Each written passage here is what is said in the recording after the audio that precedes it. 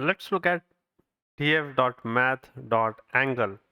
And in angle, what we are trying to do is we are trying to compute the angle in radians of a complex number or a tensor of complex numbers. And for this, as usual, we import the libraries, TensorFlow and NumPy, and here is the link to the docs. Let's create two complex numbers. The first one is a, which is minus 2.25 plus 4.75j.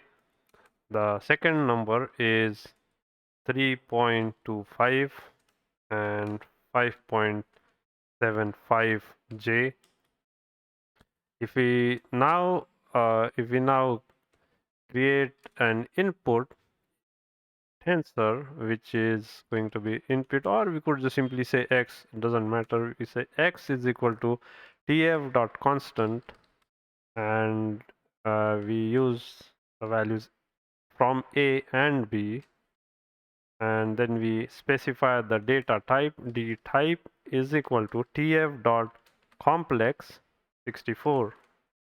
Now, if we try to find the angle, we can type tf dot math dot angle. Here we input the value of x, and then we print z dot numpy and run this.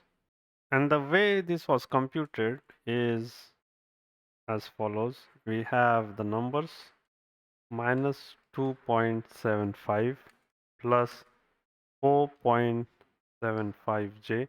So we have the real part and the imaginary part.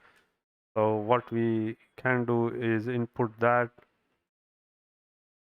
to tf.math.angle, and here we first have the imaginary part, which is 4.75, and then we have the input the real part, which is minus 2.75, and then if we look at the output z dot numpy, we should get the value 2.0.1.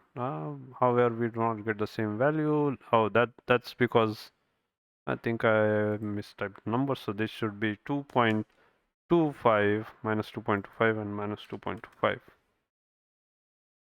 So that's how we can use tf.math.angle to get the angle in radians for a complex number or a tensor of complex numbers.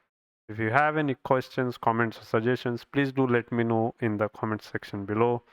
Please like, share, and subscribe. It helps me a lot. Thank you so much.